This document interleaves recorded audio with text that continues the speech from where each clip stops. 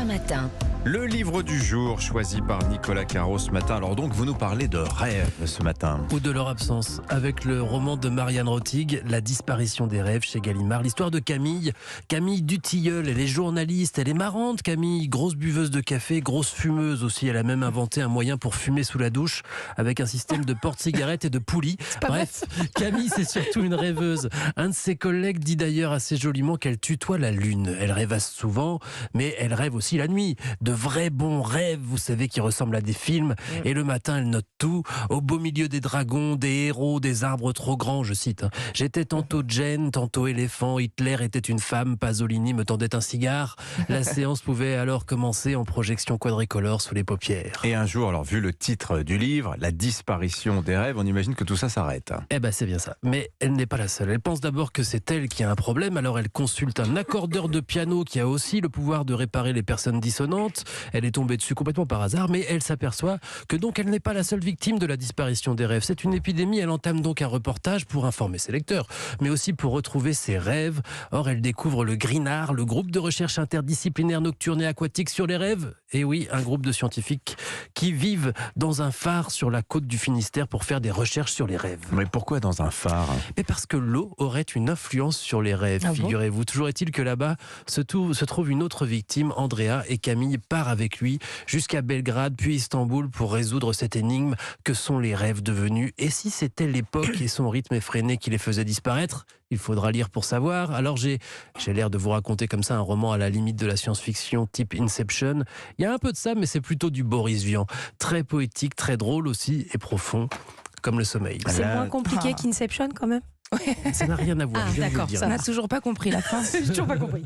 Mais si, c'est Personne. le rêve dans le rêve, dans le rêve, le rêve Je comprends gigogne. ce qu'il a envie de comprendre. Oh, alors là, je vous expliquerai. La disparition des rêves, signé Marianne. Alors, comment on prononce Rotig, Retich R. Alors, Autrema, TIG. c'est de l'allemand, je dirais Retich, mais bon. Je sais pas. Allez, le cinéma, Laurie Choleva, la réalisatrice du film Pupille est de retour. Et oui, Pupille, on s'en souvient, hein, ce film si touchant sur l'adoption, ça s'appelle Je verrai toujours vos visages, c'est son nouveau film et c'est Jeanne Herry qui aborde donc un sujet méconnu en France, celui de la justice restaurative.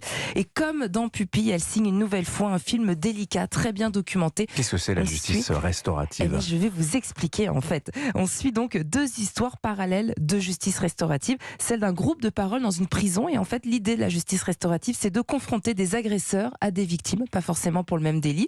Et une autre histoire, celle déchirante d'une sœur qui désire affronter et revoir son violeur de frère. Ce que vous proposez à ces gens, c'est l'inverse de ce que tout le monde leur a toujours proposé. On ne parle pas à leur place, on ne suggère rien, on écoute, on accueille inconditionnellement. J'aimerais revoir mon frère. J'ai pas envie de le croiser par hasard. Enfin, je veux le voir pour être sûr de pas le croiser par hasard. J'étais agressée dans le supermarché dans lequel je travaillais à 5 ans. Je suis là pour vous dire ce qui se passe pour les victimes quand vous commettez ce genre de choses. J'ai 25 ans et j'ai braqué une supérette. C'est passionnant, hein. Les personnages sont tellement bien écrits qu'ils nous embarquent à coups de grands monologues. Adèle Exarchopoulos, Élodie Bouchez, Jean-Pierre Daroussin, Gilles Lelouch, Laïla Bekti ou encore Miu Miu. Ils ont tous des partitions intenses qui vont vous captiver, vous tirer les larmes. Et justement, on en parlait, Justice restaurative, ce film met en lumière ces deux mondes que tout sépare, les victimes et les agresseurs. Écoutez, Élodie Bouchez m'en parlait samedi dernier dans Clap.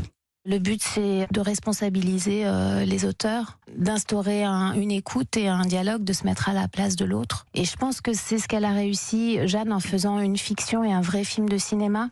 Avec quand même une mention spéciale pour Adèle Exarchopoulos, qui définitivement est une actrice organique qui nous emporte avec elle dans ce rôle, je le disais, de jeune femme violée par son frère. Elle est complètement bouleversante. On sent que vous avez aimé. J'ai adoré. Je verrai toujours vos visages, donc signé Jeanne Herry. Autre film, c'est Laurie, Laure Calamy en serial killeuse. Je suis obligée de dire un mot lorsque je vois Laure Calamy dans un film. Ça s'appelle Bonne Conduite, c'est le nouveau film de Jonathan Barré, le réalisateur des films du Palma Show.